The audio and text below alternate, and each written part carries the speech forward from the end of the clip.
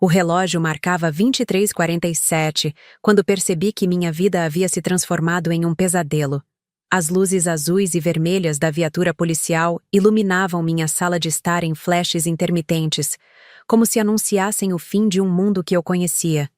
Meus dedos tremiam enquanto segurava a camisa de flanela de Pedro, aquela mesma que ele vestiu antes de sair para sua pescaria dominical, antes de desaparecer como fumaça no ar. Senhora Oliveira, precisamos considerar todas as possibilidades. A voz do delegado Costa soava distante, como se viesse de outro universo. O carro dele foi encontrado estacionado próximo à represa, com as chaves e o celular abandonados entre os arbustos. Não há sinais de luta. Não há testemunhas. Balancei a cabeça, incapaz de processar aquelas palavras. Pedro e eu compartilhávamos 10 anos de vida juntos. 10 anos de sonhos construídos tijolo por tijolo. Como poderia ele simplesmente evaporar de uma pescaria rotineira? Aquela que fazia todos os domingos, tão previsível quanto o nascer do sol. Talvez ele tenha sofrido um acidente. Insisti pela milésima vez naquela noite. Pedro sabe nadar. Ele cresceu à beira daquela represa. Não faz sentido. O policial mais jovem trocou olhares com o delegado Costa. Aquele olhar que dizia tudo sem pronunciar uma palavra sequer. O tipo de olhar que guarda segredos, teorias sombrias demais para serem verbalizadas. Estamos utilizando todos os recursos disponíveis, mergulhadores, cães farejadores. Prometemos não desistir até encontrarmos seu marido, senhora. Promessas. Como eu descobriria nos meses seguintes, promessas são apenas palavras jogadas ao vento, destituídas de qualquer garantia. O mundo real não opera sob a lógica das promessas cumpridas. As horas se transformaram em dias, os dias em semanas, e as semanas em um purgatório de incertezas. Eu vivia na sala de estar, grudada ao telefone, esperando uma notícia, um sinal, uma explicação para o inexplicável.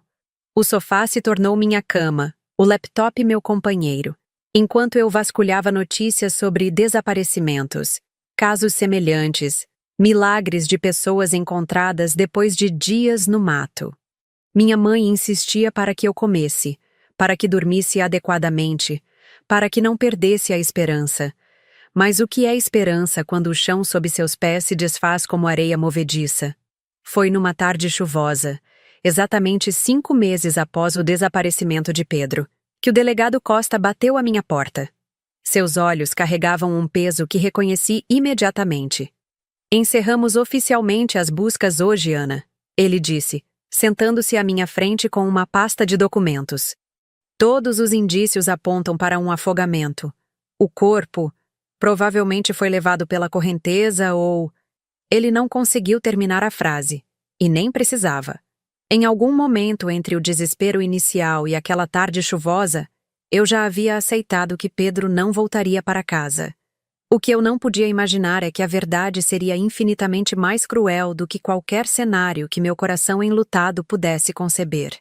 O que significa o luto quando não há corpo para enterrar? Como se despedir de alguém que simplesmente sumiu como se nunca tivesse existido? Essas perguntas me assombrariam pelos 5 anos seguintes, enquanto eu tentava reconstruir uma vida das ruínas que restaram, sem saber que o maior terremoto ainda estava por vir, em forma de uma mensagem de vídeo que chegaria do meu irmão em uma madrugada qualquer. A dor inicial do desaparecimento de Pedro foi como um ferimento aberto, pulsante e exposto. Com o tempo, não se curou completamente, mas formou uma cicatriz grossa, um lembrete constante da perda que carregava. Aprendi a viver naquele limbo entre a esperança e a aceitação. Nos primeiros meses, eu saltava a cada toque do telefone. Cada rosto na multidão que vagamente lembrava o dele fazia meu coração disparar. Mantive seu lado da cama intocado por quase 1 ano, como se a qualquer momento ele pudesse voltar e reclamar seu espaço. Suas roupas permaneceram no armário, seus objetos pessoais exatamente onde ele os havia deixado. Ana, você precisa se permitir seguir em frente, dizia Cláudia, minha terapeuta, durante nossas sessões semanais. O luto sem um corpo para enterrar é especialmente complexo. Você está presa em um ciclo de incerteza. Como explicar a ela que a incerteza era, paradoxalmente, meu último fio de esperança? Enquanto não houvesse confirmação definitiva, uma pequena parte de mim podia acreditar que Pedro estava vivo em algum lugar. 2 anos após seu desaparecimento, consegui fazer uma pequena cerimônia simbólica. Não um funeral, nunca consegui chamar assim, mas uma celebração de vida. Familiares e amigos se reuniram no nosso quintal. Compartilhamos histórias, rimos de memórias preciosas, choramos juntos. A ausência do corpo tornava tudo surreal, como se estivéssemos representando uma peça.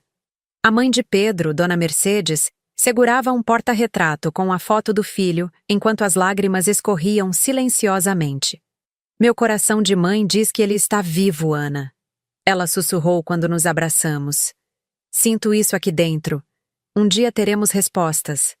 Aquelas palavras reverberaram em mim por semanas. Eram um consolo ou uma tortura? Às vezes, a esperança dói mais que a aceitação da perda. Foi durante o 3º ano que comecei a redecorar nossa casa. Pintei as paredes de cores diferentes, reorganizei os móveis, criei um pequeno jardim no quintal. Cada mudança era uma pequena declaração de independência. Um reconhecimento silencioso de que, mesmo sem respostas, eu precisava continuar vivendo. Voltei a trabalhar em período integral no escritório de contabilidade. Reencontrei antigas amigas, fiz novas conexões. Lentamente, a vida foi preenchendo os espaços vazios que Pedro havia deixado. Não completamente. Sempre haveria um vazio com o formato exato dele, mas o suficiente para que eu pudesse respirar sem sentir aquela dor aguda no peito. Em alguns dias, conseguia passar horas sem pensar nele. Em outros, algo tão simples como uma música no rádio ou o cheiro de café recém-preparado me transportava de volta, e as lágrimas vinham sem aviso. Aprendi que o luto não é linear.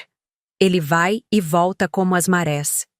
No 4º aniversário de seu desaparecimento, fiz algo que jamais imaginei. Guardei suas roupas em caixas, deixando apenas uma camisa, aquela de flanela que segurei na noite em que os policiais vieram até nossa casa. O restante foi doado. Seus objetos pessoais, organizei em uma pequena caixa de lembranças que mantive no alto do armário. Estou orgulhosa de você, Ana, disse meu irmão, Márcio, que tinha vindo me visitar naquela semana difícil. Pedro gostaria que você seguisse com sua vida. Márcio sempre foi meu porto seguro.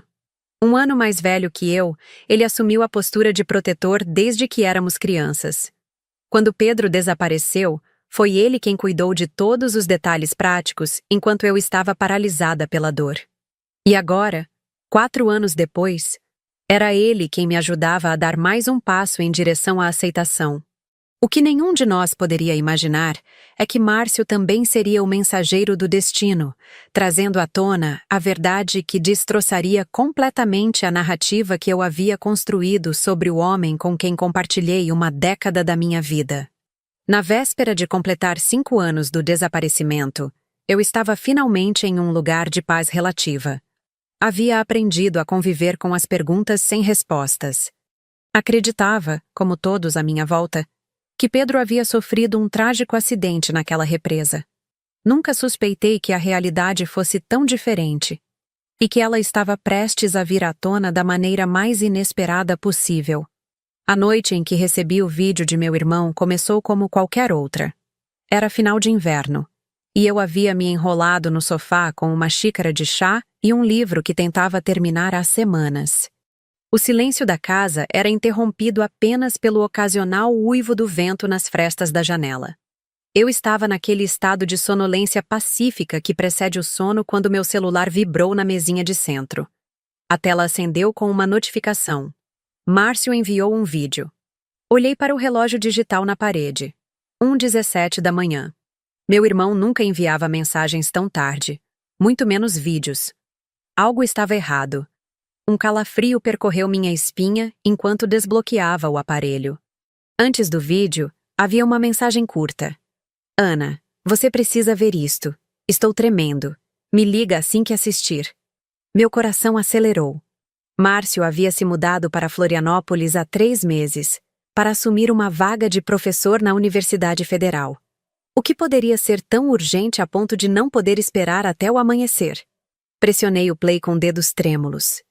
A imagem mostrava um restaurante à beira-mar, iluminado por luzes amareladas, com o som de música ambiente e conversas animadas ao fundo. A câmera parecia estar escondida, filmando discretamente por cima do cardápio. Por um momento, não entendi o propósito daquele vídeo. Então a câmera ajustou o foco em uma mesa distante, e o mundo desabou sob meus pés. Ali, sorrindo, com uma taça de vinho na mão, estava Pedro. Meu Pedro. O mesmo homem que eu havia chorado por 5 anos, cujo funeral simbólico eu havia realizado, cujas roupas eu havia doado. Ele estava vivo, com a barba um pouco mais grisalha, mas indubitavelmente ele. Ao seu lado, uma mulher morena de cabelos longos ria com a cabeça jogada para trás. A mão de Pedro repousava confortavelmente em seu ombro, naquele gesto íntimo que um dia fora reservado a mim. Eles pareciam felizes, completos. Pareciam um casal. O vídeo durou apenas 30 segundos, mas foi suficiente para destruir completamente o mundo que eu havia reconstruído com tanto esforço. Meu marido não havia morrido. Não houve acidente, não houve tragédia.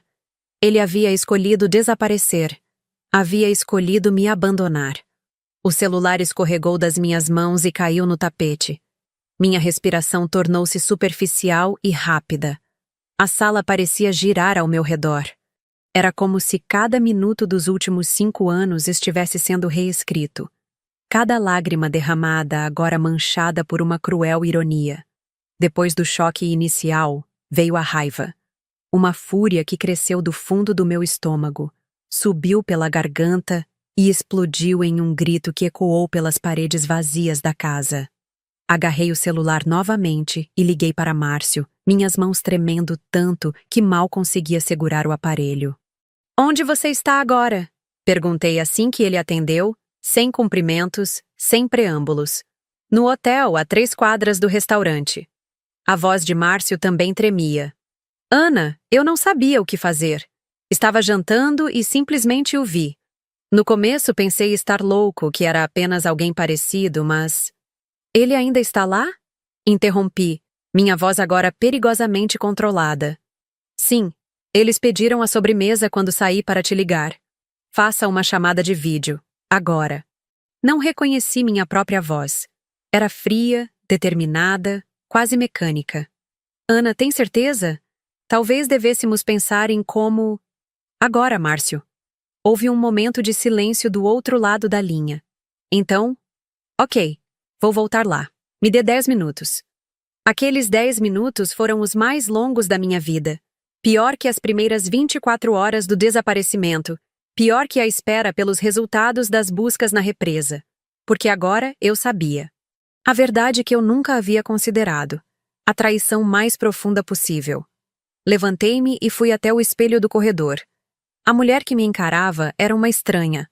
Olhos febris, bochechas coradas pela raiva, cabelos despenteados. Eu havia dedicado 5 anos ao luto por um homem que, enquanto isso, construía uma nova vida, com uma nova mulher, em uma nova cidade. 5 anos de perguntas sem respostas, de dor, de terapia, de reconstrução. Quando o celular tocou novamente, anunciando a chamada de vídeo, não havia mais lágrimas, apenas uma determinação gélida. O momento da verdade havia chegado, e eu estava pronta para encará-lo, mesmo que isso significasse confrontar a mentira que havia sido minha vida nos últimos 5 anos. A imagem no celular estava tremida. Márcio caminhava apressadamente de volta ao restaurante, a respiração pesada pelo nervosismo.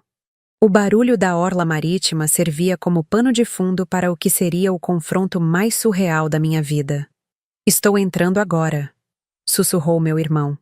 "Eles ainda estão na mesma mesa. Vou direto até lá." "Espere", pedi, subitamente atingida pela magnitude do que estávamos prestes a fazer. "Primeiro só me mostre. Quero ver com meus próprios olhos, sem interferência." Márcio ajustou o ângulo do celular, fingindo estar fazendo uma ligação normal enquanto caminhava entre as mesas. E lá estava ele novamente. Pedro. Agora de outro ângulo, ainda mais nítido. Ele cortava um pedaço de torta de limão, aquela mesma sobremesa que tantas vezes dividimos em nossas saídas de domingo. Cada detalhe era como uma facada. O modo como ele inclinava levemente a cabeça ao sorrir, o gesto automático de passar a mão pelo cabelo quando estava relaxado, a maneira como seus olhos se estreitavam ligeiramente quando ria. Era o homem que eu conhecia intimamente, cada hábito, cada expressão. Mas, ao mesmo tempo, era um completo estranho. Vá até ele, disse finalmente, minha voz pouco mais que um sussurro. O coração batia tão forte no meu peito que temi que pudesse ser ouvido através da chamada. Observei Márcio se aproximar da mesa, vendo o exato momento em que Pedro ergueu os olhos e o reconheceu. Foi como assistir a um acidente em câmera lenta. Primeiro a surpresa, depois o reconhecimento. E, finalmente, o terror absoluto que se espalhou por seu rosto. A cor abandonou suas faces. A mulher ao seu lado notou a mudança abrupta e olhou para Márcio com curiosidade. Miguel? Ela perguntou, usando um nome que não pertencia ao homem que eu conhecia. Você conhece esse rapaz? Miguel. Até seu nome ele havia trocado. Olá, cunhado, disse Márcio com uma calma que eu sabia ser completamente fabricada. Estendi sua mão, oferecendo o celular. Tem alguém que quer muito falar com você. Pedro, ou Miguel, como aparentemente se chamava agora, olhava para o celular como se fosse uma arma apontada para sua cabeça. Suas mãos tremiam visivelmente quando finalmente o pegou. Nossos olhares se encontraram através da tela. 5 anos de distância, de mentiras, de vidas paralelas, condensados em um único instante. Ana, ele murmurou. E ouvir meu nome pronunciado por aquela voz que eu havia tentado preservar na memória foi como uma corrente elétrica percorrendo meu corpo. Explique! Foi tudo o que consegui dizer, a palavra saindo estrangulada, carregada com o peso de 1000 perguntas não formuladas. Pedro afastou-se da mesa, deixando para trás uma mulher confusa, e meu irmão em uma situação que qualquer roteirista consideraria absurda demais até para uma novela. Eu não planejei que fosse assim. Ele começou, a voz baixa e urgente, movendo-se para um canto mais reservado do restaurante. Você precisa entender que eu estava sufocando, Ana. Nossa vida juntos tinha se tornado uma rotina sem saída. Então você preferiu simular sua própria morte? As palavras saíram como veneno. Deixar todas as pessoas que te amavam acreditando que você tinha se afogado? Você tem ideia do que passamos? Do que sua mãe passou? Ele fechou os olhos brevemente, a culpa finalmente aparecendo em seu rosto. Conheci Helena em uma viagem de trabalho. Continuou, como se precisasse contar toda a história de uma vez. Foi algo que não planejei, mas quando percebi, já estava completamente envolvido. Ela morava aqui, tinha uma vida estabelecida. Eu não sabia como terminar com você sem causar um escândalo, sem ter que dividir tudo que construímos. Cada palavra era como um tapa na cara, cada justificativa mais absurda que a anterior. Este homem, que eu julgava conhecer tão profundamente, revelava-se um completo estranho, capaz de um nível de crueldade e covardia que eu jamais imaginaria. Então você decidiu que era mais fácil fingir sua própria morte? Minha voz agora tremia de raiva. Abandonar seu carro, suas chaves, seu celular, para que todos pensassem que você tinha se afogado? Sabe quantas pessoas te procuraram naquela represa, Pedro? Quantos recursos foram desperdiçados? Quanto sofrimento você causou? A realidade da situação parecia finalmente atingi-lo. Seu rosto empalideceu ainda mais. Eu sinto muito, ele murmurou, palavras vazias que flutuaram no ar entre nós. Nunca quis machucar ninguém. Só queria uma saída limpa, uma chance de recomeçar. Uma saída limpa? Repeti, incrédula. Você chama isso de saída limpa? Destruir a vida de todos que te amavam? Naquele momento, vi movimento atrás dele. Helena havia se aproximado, seu rosto uma máscara de confusão e crescente horror. Miguel, o que está acontecendo? Ela perguntou, olhando alternadamente para ele e para o celular em suas mãos. Quem é essa mulher? Nossos olhares se cruzaram através da tela. Vi em seus olhos o mesmo choque, a mesma sensação de traição que eu estava sentindo. Duas mulheres conectadas pela mentira do mesmo homem. Eu sou a esposa dele, respondi, antes que Pedro pudesse intervir. Ou melhor, a viúva. Aquela que acreditou por 5 anos que ele havia morrido afogado durante uma pescaria de domingo. O silêncio que se seguiu foi ensurdecedor. Vi o mundo de Helena desmoronar diante dos meus olhos, exatamente como o meu havia feito minutos antes. O caos que se seguiu no restaurante foi ao mesmo tempo terrível e catártico. Helena, a mulher que inadvertidamente havia se tornado parte do meu pesadelo, reagiu com a mesma indignação que eu sentia. Através da chamada de vídeo, assisti ela dar um tapa no rosto de Pedro que ecoou pelo restaurante, chamando a atenção de todos ao redor. 5 anos? Ela gritou, lágrimas de raiva escorrendo pelo rosto. Você me disse que era divorciado, que seu nome era Miguel Almeida. Pedro, ou Miguel, como ela o conhecia, parecia ter encolhido. O homem que eu conheci, sempre tão seguro de si, agora olhava freneticamente ao redor como um animal encurralado, buscando uma rota de fuga que não existia. Helena, eu posso explicar. Ele tentou, mas suas palavras soavam ocas até para ele mesmo. Explicar o quê? Ela rebateu. Que você é um mentiroso. Um covarde que fingiu a própria morte ao invés de enfrentar seus problemas como um adulto. As pessoas nas mesas ao redor começaram a prestar atenção, alguns discretamente, outros abertamente curiosos com o drama que se desenrolava. Márcio havia recuperado o celular e me mostrava a cena, mantendo-se a uma distância segura, mas próximo o suficiente para que eu não perdesse nada. Você tem família, Miguel? Ou Pedro? Ou seja lá qual for seu nome verdadeiro. Helena continuou, sua voz tremendo. Tem pais que acreditam que estão de luto pelo próprio filho? Irmãos? Amigos? Vi Pedro abaixar a cabeça, incapaz de enfrentar a verdade que agora vinha à tona em um ambiente público. Toda a farsa que ele havia meticulosamente construído desmoronava diante dos meus olhos. Era como assistir a um acidente de carro em câmera lenta. Horrível, mas impossível de desviar o olhar. 5 anos, repeti, minha voz agora mais firme através do telefone. 5 anos em que sua mãe chorou todas as noites, em que seu pai adoeceu de tristeza, em que seus amigos fizeram vigílias na represa. 5 anos em que eu vivi como uma viúva, Pedro. Helena olhou para o celular, nossos olhares se encontrando novamente através da tela. Havia uma conexão estranha entre nós, 2 mulheres unidas pela traição do mesmo homem. Em seus olhos, vi não apenas raiva, mas também compaixão. Ela agora entendia que também era uma vítima nesta história.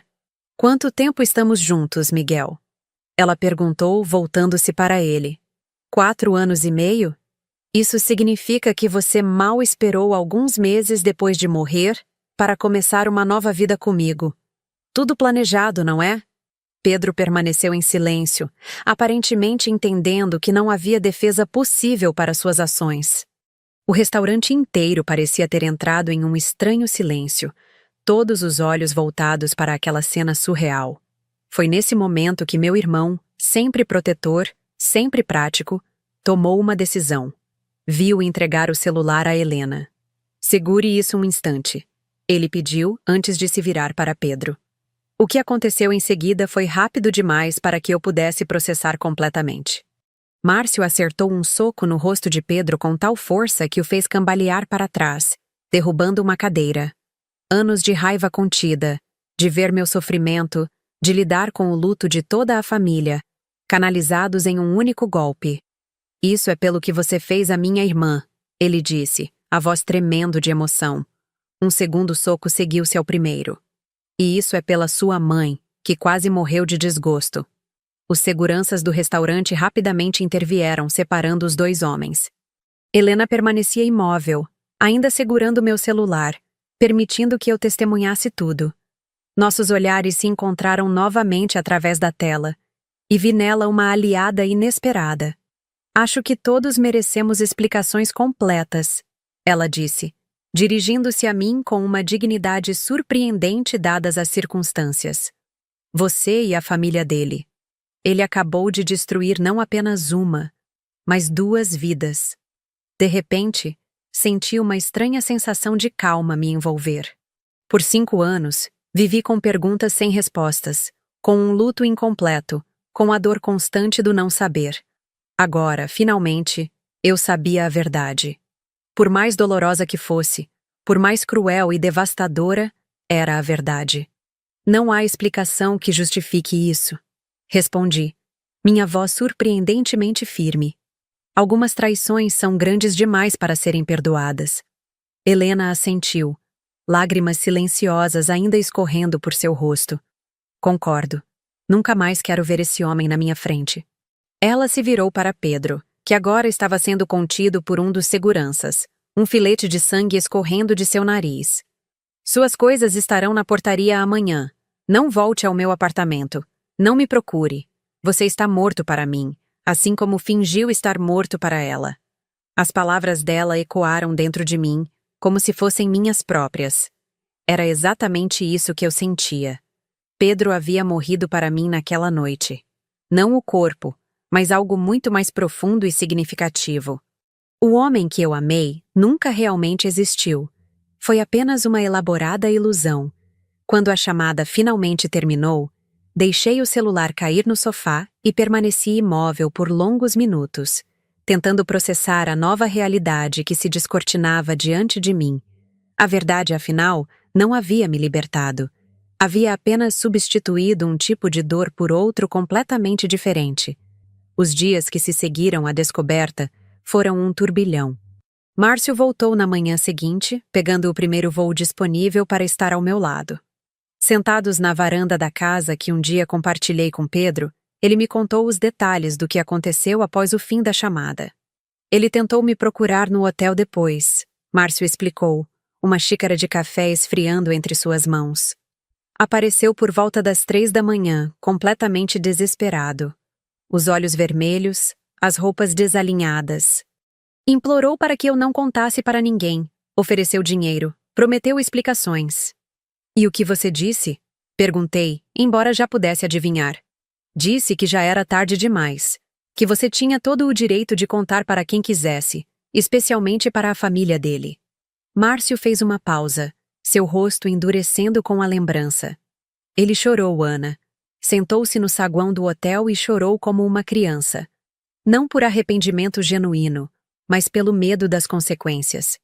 Era difícil imaginar Pedro chorando. Em 10 anos juntos, eu o vi derramar lágrimas apenas 2 vezes. No funeral de seu pai e quando nosso cachorro, Thor, morreu atropelado. Agora, o homem que raramente mostrava vulnerabilidade estava desmoronando ao perceber que seu elaborado castelo de mentiras estava ruindo. Ele perguntou por você? As palavras saíram antes que eu pudesse contê-las. Márcio assentiu lentamente. Perguntou como você estava, se havia seguido em frente, se estava com alguém. Uma risada amarga escapou dos meus lábios. Que direito ele tem de querer saber isso? Nenhum, concordou meu irmão. Foi exatamente o que eu disse a ele. O que mais me atormentava não era apenas a traição, mas a frieza calculista com que Pedro havia planejado tudo. Naquela manhã, tomando café com Márcio, comecei a reconstruir os últimos dias antes do desaparecimento, buscando sinais que deveria ter percebido. Ele estava organizando os documentos no escritório na semana anterior. Lembrei, as memórias voltando em flashes dolorosos. Disse que estava apenas fazendo uma limpa nos papéis antigos. Provavelmente separando o que precisaria levar, concluiu Márcio, a raiva evidente em sua voz. E aquela viagem de trabalho 1 mês antes, ele voltou diferente, mais distante. Eu atribuí ao cansaço. As peças do quebra-cabeça finalmente se encaixavam, revelando um padrão que esteve diante dos meus olhos o tempo todo. Pensei em Helena, a mulher que inadvertidamente se tornou parte dessa história sórdida. Será que ela realmente não sabia de nada? Ou era cúmplice nesse elaborado esquema? Consegui o telefone dela, disse Márcio, como se lesse meus pensamentos. Trocamos contatos depois que você desligou. Ela está tão devastada quanto você, Ana.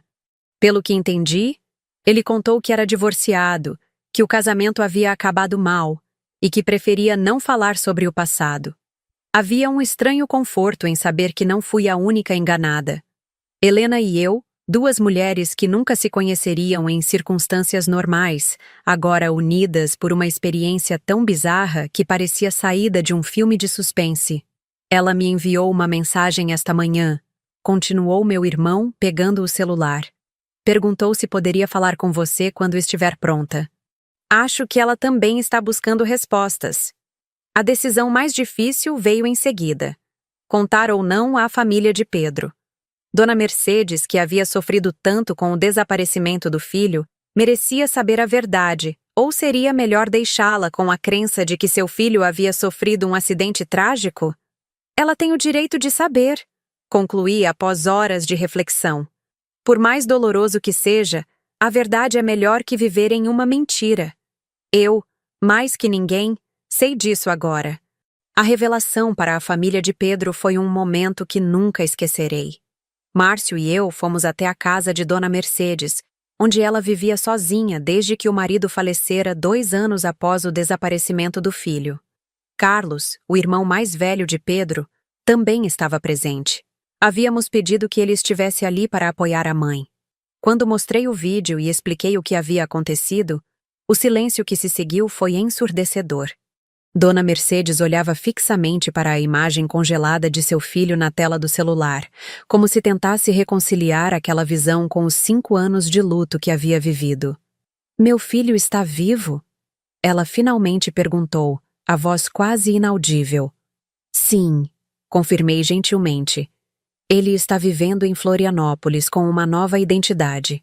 Carlos, que havia permanecido em silêncio até então, explodiu em fúria.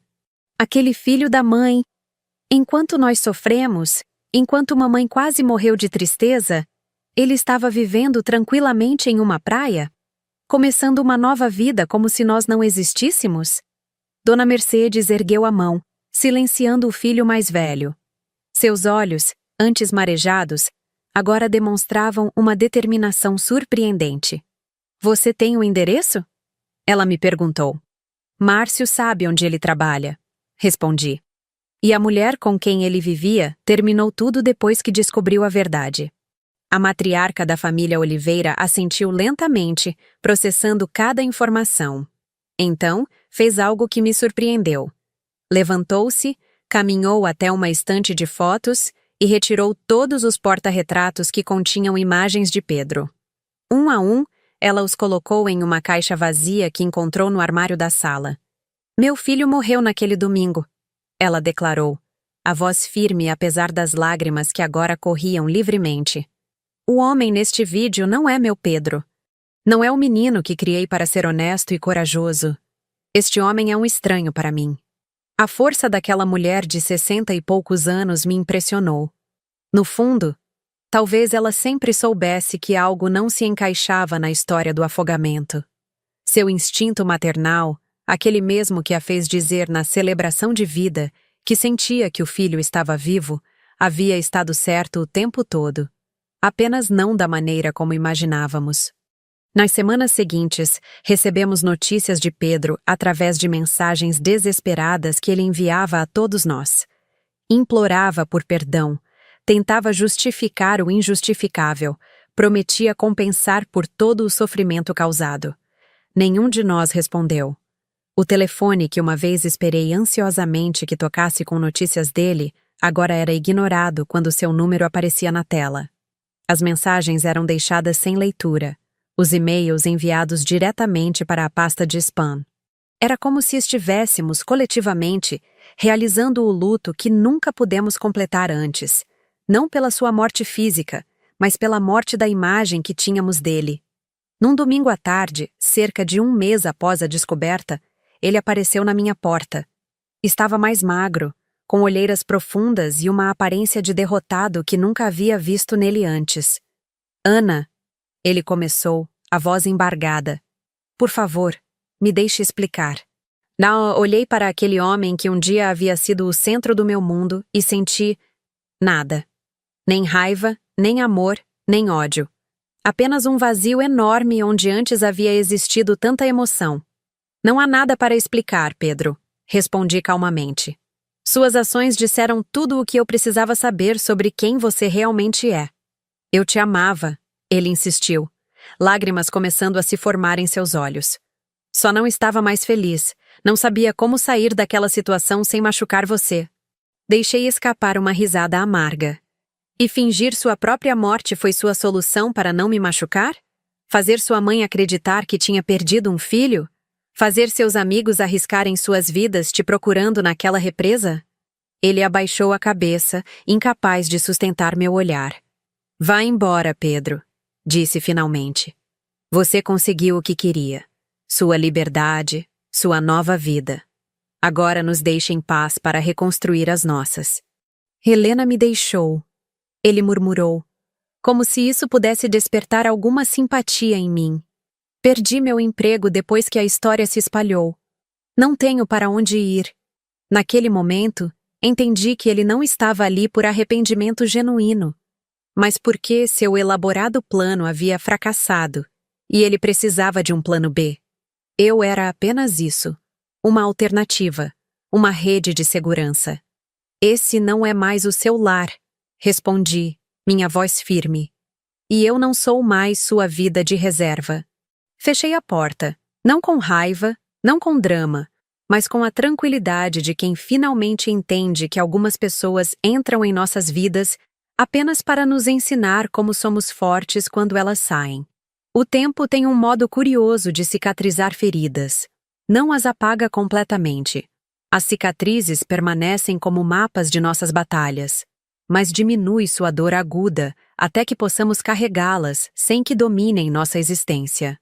6 meses após a descoberta, minha vida havia tomado rumos inesperados.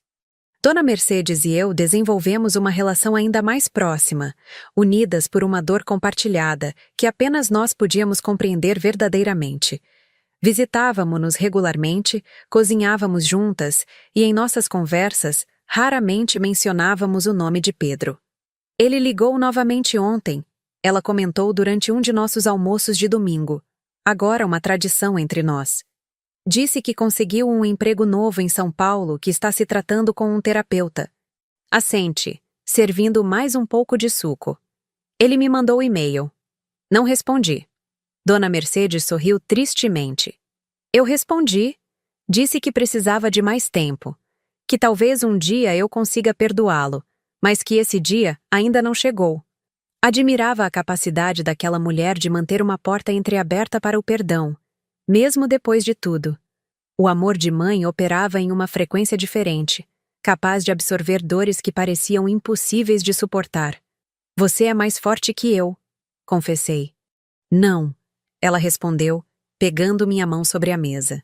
Apenas diferente, e está tudo bem. Helena também havia se tornado uma presença constante em minha vida, algo que jamais poderia prever. Nossa primeira conversa telefônica, semanas após o incidente no restaurante, foi estranhamente catártica. Havia algo libertador em compartilhar histórias com a única pessoa que entendia exatamente como me sentia. Ele te dava flores no aniversário de namoro? Ela perguntou durante uma de nossas longas conversas noturnas. Sempre orquídeas, respondi, surpresa com a pergunta. Comigo também. Helena riu amargamente. Parece que ele tem um manual para relacionamentos. Mesmo script, atrizes diferentes. Essas descobertas, longe de alimentar alguma rivalidade entre nós, fortaleceram nossa improvável amizade. Helena era designer gráfica e, eventualmente, começamos a trabalhar juntas em projetos freelance. Eu cuidando das finanças, ela do visual. Nossa parceria, nascida da traição de um homem, floresceu em algo produtivo e genuíno. Foi através de Helena que conheci Gabriel. Ele era seu primo, recém-divorciado e novo na cidade. Nos apresentou em um jantar casual em sua casa, sem qualquer pretensão romântica. Gabriel era professor de literatura na universidade local, Tinha olhos gentis e um senso de humor que não dependia da desvalorização dos outros para funcionar. Nossa aproximação foi lenta, cautelosa. Após meses de conversas sobre livros, filmes e filosofia, ele finalmente me convidou para um café. Lembro-me de ter entrado em pânico, desacostumada à ideia de me envolver romanticamente com alguém depois de tudo que havia passado. Não estou pronta, confessei a Helena na noite anterior ao encontro. Ninguém está realmente pronto depois de uma experiência como a nossa, ela respondeu com sabedoria. Mas às vezes precisamos simplesmente dar o primeiro passo, mesmo com medo. O café se transformou em um passeio pelo parque, que se transformou em jantares regulares, que eventualmente evoluíram para algo mais profundo. Gabriel nunca me pressionou, nunca exigiu que eu superasse meu passado mais rápido do que podia. Sua paciência era como um bálsamo para minha alma ferida. Como você pode ter tanta certeza sobre mim? Perguntei uma noite, enquanto caminhávamos sob as estrelas. Como sabe que não estou irremediavelmente danificada por tudo que passei? Gabriel parou, segurando minhas mãos entre as suas. Não tenho certeza de nada, Ana. Ninguém tem. Mas sei que você é mais do que sua dor, mais do que sua história com ele. E quero conhecer todas as outras partes que compõem você. Foi a primeira vez que chorei na frente dele. Não lágrimas de tristeza ou raiva, mas de alívio. O alívio de quem finalmente percebe que há vida além do trauma, que é possível reconstruir, recomeçar, renascer. Quando Pedro reapareceu pela última vez, 1 ano após a descoberta, eu já estava morando com Gabriel. Chegou sem avisar, tocou a campainha numa tarde de sábado enquanto eu regava as plantas na varanda. Parecia melhor fisicamente, mas seus olhos ainda carregavam aquele peso de quem vive com as consequências de suas próprias escolhas. Só queria ver como você está, ele disse, mantendo uma distância respeitosa. Estou bem, Pedro. Realmente bem. Uma sombra de algo. Arrependimento, nostalgia, inveja. Passou por seu rosto. Soube que você está com alguém. Estou construindo uma nova vida. Respondi simplesmente. Como você tentou fazer? Ele assentiu lentamente. Mereço isso, eu sei. Fez uma pausa, como se escolhesse cuidadosamente as próximas palavras. Só queria que soubesse que, apesar de tudo, houve momentos reais entre nós. Nem tudo foi mentira. Olhei para aquele homem que um dia foi o centro do meu universo e senti uma estranha paz. Eu sei, Pedro. E é exatamente isso que torna tudo ainda mais triste. Quando Gabriel chegou, minutos depois, encontrou-me sozinha na varanda, contemplando o horizonte. Não contei imediatamente sobre a visita. Não por segredo, mas porque Pedro já não ocupava um espaço importante o suficiente em minha vida para interromper nosso sábado. Mais tarde, deitados em nossa cama, compartilhei o encontro. Gabriel ouviu atentamente, sem julgar, sem demonstrar ciúme. Como você se sentiu ao vê-lo? Perguntou, genuinamente interessado em meu processo emocional. Em paz, respondi, surpreendendo a mim mesma com a sinceridade daquela palavra. Como se finalmente pudesse olhar para trás sem que a dor me consumisse. Como se pudesse reconhecer que aquela parte da minha história ajudou a moldar quem sou hoje, mas não me define mais. Gabriel sorriu, acariciando meu rosto com uma ternura que ainda me surpreendia às vezes. Isso se chama cura, Ana.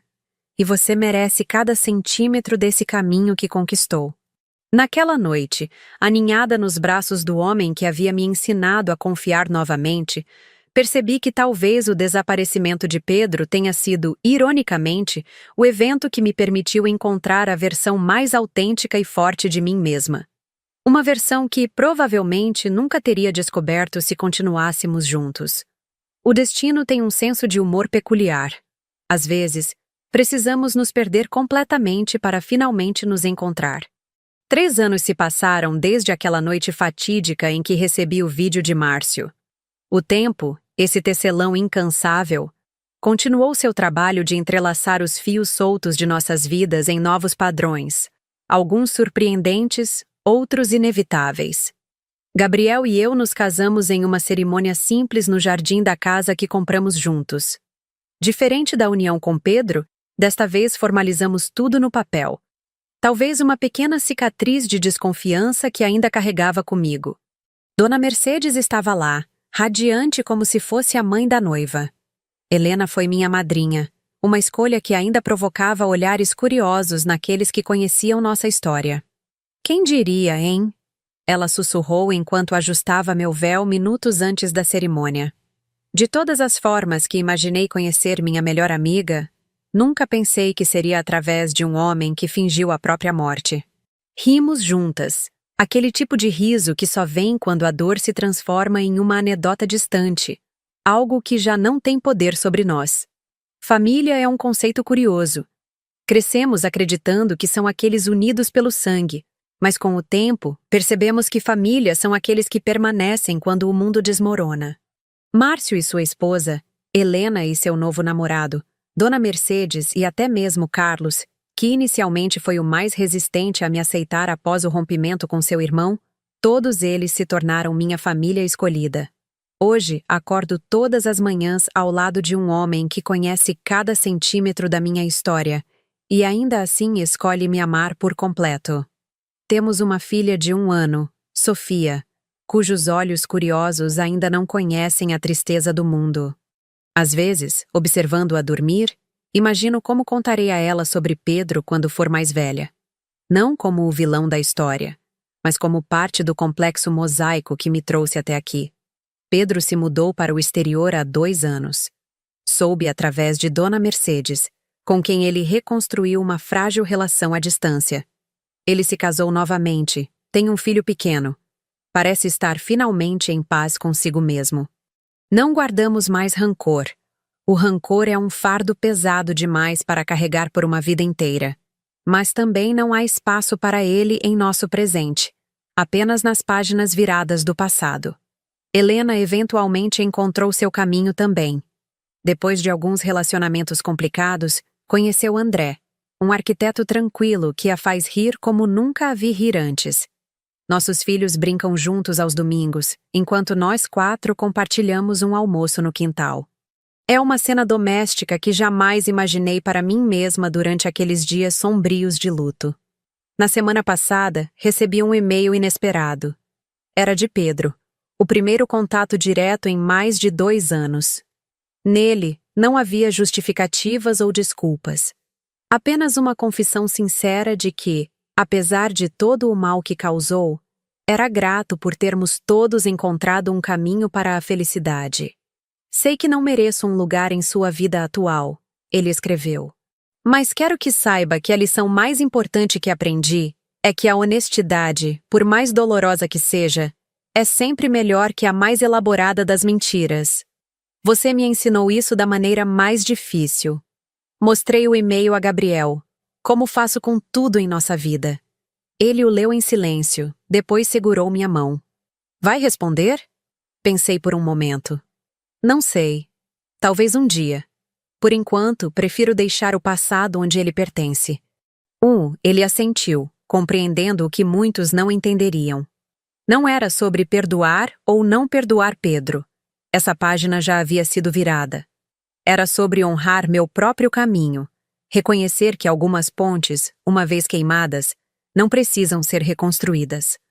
Ontem, enquanto arrumava algumas caixas antigas no sótão, encontrei a camisa de flanela de Pedro. Aquela mesma que segurei naquela noite, enquanto as luzes da viatura policial iluminavam nossa sala em flashes intermitentes. Por um momento fiquei parada, segurando o tecido já desbotado pelo tempo, uma relíquia de outra vida.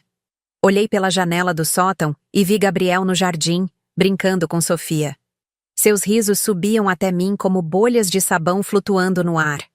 Dobrei cuidadosamente a camisa e a coloquei em uma caixa de doações. Era hora de liberar mais esse último fragmento do passado. O desaparecimento de Pedro foi, sem dúvida, o capítulo mais doloroso da minha vida. Mas não foi o capítulo final. A verdadeira história estava apenas começando. Não uma história de traição e perda, mas de redescoberta e renovação. Uma história sobre aprender que às vezes precisamos perder tudo para encontrar o que realmente importa. Enquanto desço as escadas para me juntar à minha família no jardim, carrego comigo a certeza de que as cicatrizes que temos não são apenas marcas de dor, mas mapas que nos guiaram até onde deveríamos estar.